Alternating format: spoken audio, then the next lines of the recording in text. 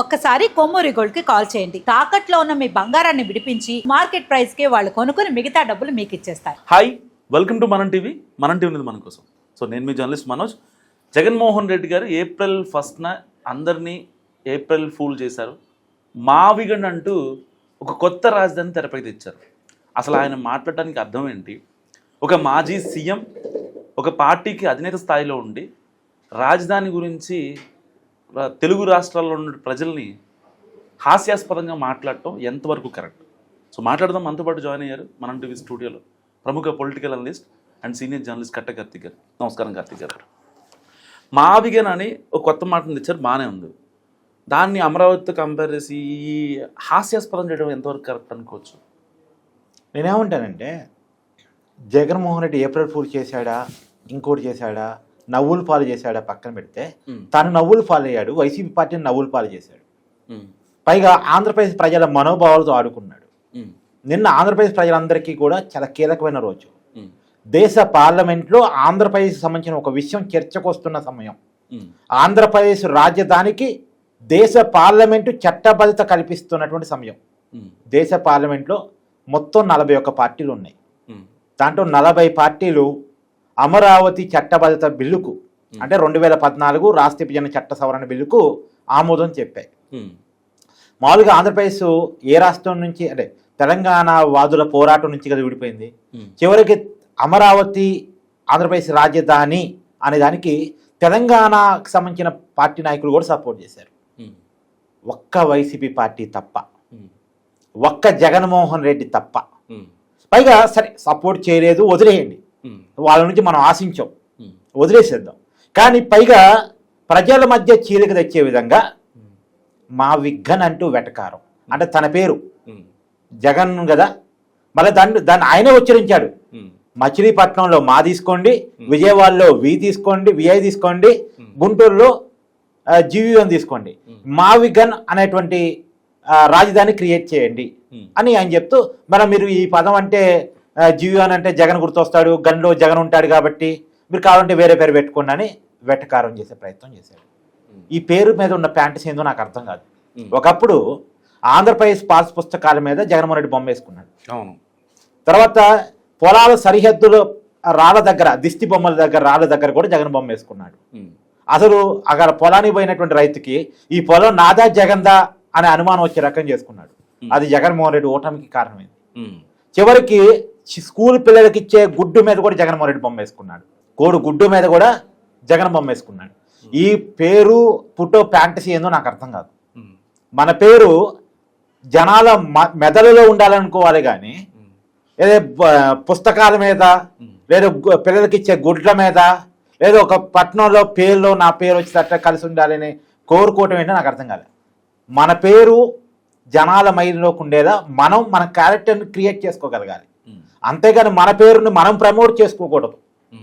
మనం ప్రమోట్ చేసుకుంటే మనకి పేరు రాదు. ఒకరు మన గురించి చెప్పాలి కానీ మనమే మన గురించి చెప్పుకుంటాం. డబ్బా, సెల్ఫ్ డబ్బా. అప్పుడు నిన్న జగన్మోహన్ రెడ్డి గారు సెల్ఫ్ డబ్బా. అది కూడా ప్రజల మనోభావాలతో కూడిన రాజధాని విషయంలో డబ్బా కొట్టుకున్నారు. ఇప్పుడు నేనేమంటానంటే, మచిలీపట్నం, విజయవాడ, గుంటూరు. మచిలీపట్నానికి విజయవాడకు 70 కిలోమీటర్లు, విజయవాడకు గుంటూరుకు 40 కిలోమీటర్లు. మీ సొంత జిల్లానే కదా, 110 కిలోమీటర్లు నేషనల్ హైవే ఉంది. అవును. తర్వాత బందర్ పోర్ట్ ఉంది. తర్వాత విజయవాడకి ఎయిర్పోర్ట్ ఉంది, గన్నవరం ఎయిర్పోర్ట్ ఉంది. సో అన్ని రకాల సౌకర్యాలు ఉన్నాయి కాబట్టి 3 సిటీలు కలుపుతూ రాజధాని నిర్మిస్తే బాగుంటుంది కదా అని ఒక ప్రపోజల్ పెడితే బాగుంటుంది. కానీ దానికి ఏదో మావిగన్ అని పేరు పెట్టడం, దాంట్లో మళ్ళా జగన్మోహన్ రెడ్డి పేరు వస్తుందని చెప్పటం, ఇది అతిశయోక్తి. ఇంకా నయం, జగ్గైపేటను కూడా కలపండి, జేఏ పెట్టండి. జగ్గైపేటని, విజయవాడని, గుంటూరుని కలపండి. జేఏని, విఐని, జీవీఎన్ని తీసుకోండి. జావి గన్ వస్తుంది. లేకపోతే విఐని సైలెంట్ చేయండి. జగన్ అని పేరు పెట్టి ఒక కొత్త రాజధాని క్రియేట్ చేయండి. లేదా బి అనేటువంటి ఇంకేదైనా నగరం తీసుకొని భారతీయ పేరు కూడా పెట్టండి అని చెప్పలే. సంతోషం, అంతవరకు చెప్పలేదు, సంతోషం. ఏంటండి ఇది? ప్రజల మనోభావాలతో ఆడుకుంటారా? ప్రజల మనోభావాలతో వెటకారమా? నేను ఈ పదం చెప్పగానే ఉత్తరాంధ్ర వైసీపీ నాయకులు ఒక తిరుగుబాటు వచ్చింది. అదేంది, మొన్నటిదాకా వైజాగ్ రాజధాని అన్నాడు కదా, ఇప్పుడు ఏంది ఫార్ములా బి అంటాడేంది? సరే, 3 రాజధానుల కాన్సెప్ట్ పైకి చెప్పినప్పుడు కూడా పరిపాలనా రాజధాని వైజాగ్ అన్నాడు కదా, ఇప్పుడు వైజాగ్ కాదా? మాట మార్చేశాడా? ప్లేట్ తిప్పేశాడా? మళ్ళీ ఇప్పుడు ఏదో మావిగా అని పేరు పెట్టేశారా?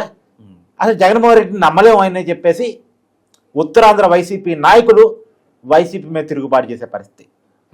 నాకు తెలిసి 1-2 రోజుల్లో వైసీపీకి ఉత్తరాంధ్రకు సంబంధించినటువంటి ఎవరైనా ఒకరిద్దరు నాయకులు రాజీనామా చేసే అవకాశం ఉందనే విషయం తెలుస్తుంది జగన్మోహన్ రెడ్డి ప్లేట్ ఫిరాయింపు సంబంధించి.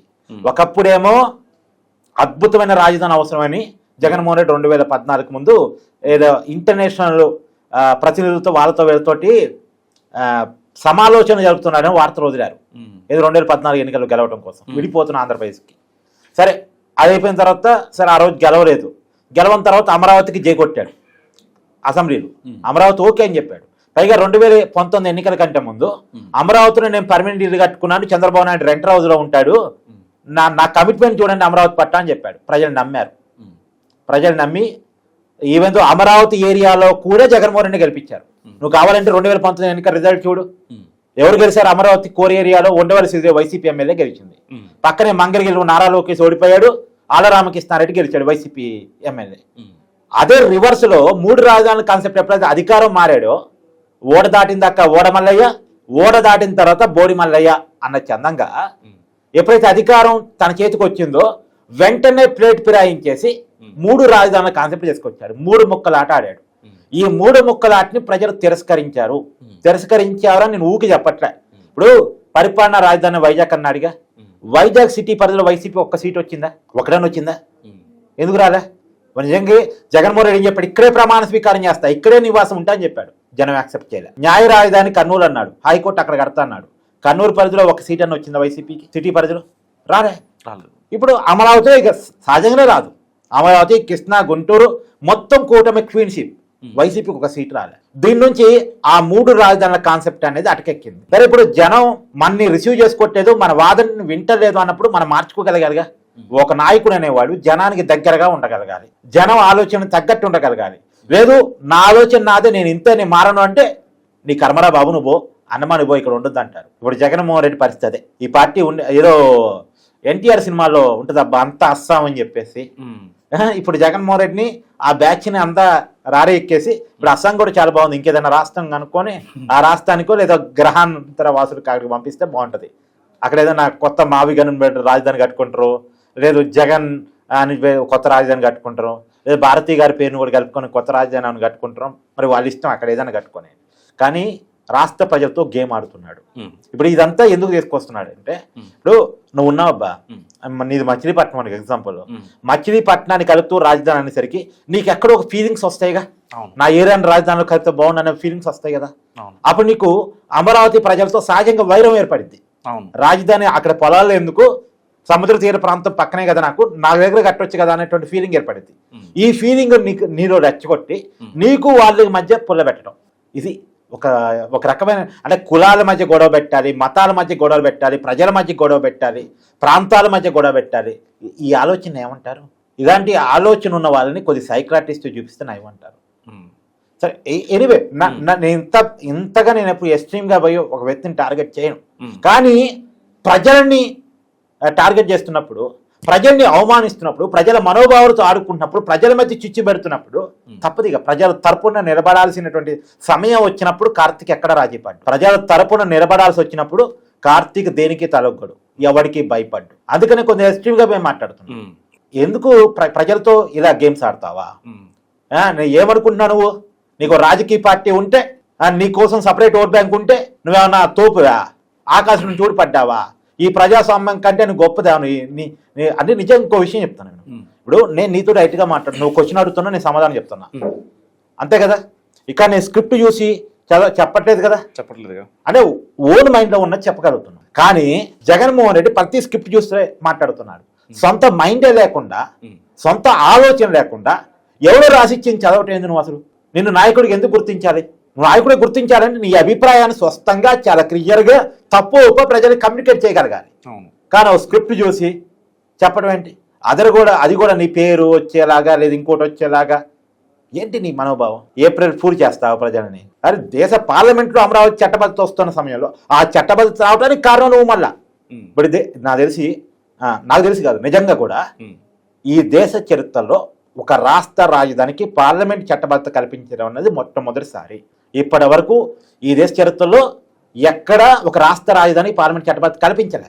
ఎందుకు కల్పించారు? రాష్ట్ర ప్రభుత్వం చేతిలో రాజధాని మార్చేటువంటి అవకాశం ఉంటే మళ్ళా జగన్మోహన్ రెడ్డి వచ్చేస్తే మార్చేస్తాడేమో, రాజధాని లేకుండా చేస్తాడేమో, ఆ పరిస్థితి ఆంధ్రప్రదేశ్కి ఉండొద్దు. ఇప్పటికే 12 సంవత్సరాలు గడిచిపోయింది రాష్ట్రం విడిపోయి. రాజధాని అంటే ఒక కన్ఫ్యూజన్ ఉంది, ఆ కన్ఫ్యూజన్ రాబోయే కాలంలో ఉండొద్దు అని పార్లమెంట్ చట్టబద్ధ చేశారు. లేకపోతే అవసరం లేదు. స్టేట్ సబ్జెక్ట్ రాజధాని అని స్టేట్ సబ్జెక్టు. హైదరాబాదు తెలంగాణ రాజధాని పార్లమెంట్ చట్టబద్ధ ఉందా ఏంది? ఏమీ లేదు. బెంగళూరు కర్ణాటక రాజధాని పార్లమెంట్ చట్టబద్ధ ఉందా ఏంది? అవసరం లేదు. పైగా ఏమంటాడు, రాజధానికి ఏమైనా రాజ్యాంగం ఉందా, రాజ్యాంగంలో రాజధాని అని ఉందా అంటాడు. అన్నది రీకడుగుతా. అసలు చదువుకున్నాడా చదువుకోలేదా? శాసనం తెలుసా తెలీదా? ఒక మాజీ ముఖ్యమంత్రి అయి ఉండి, అరే నాయన నువ్వు ఎంపీగా ఉన్నప్పుడు 2009 నుంచి 2014 మధ్య జగన్మోహన్ రెడ్డి గారు ఎంపీ.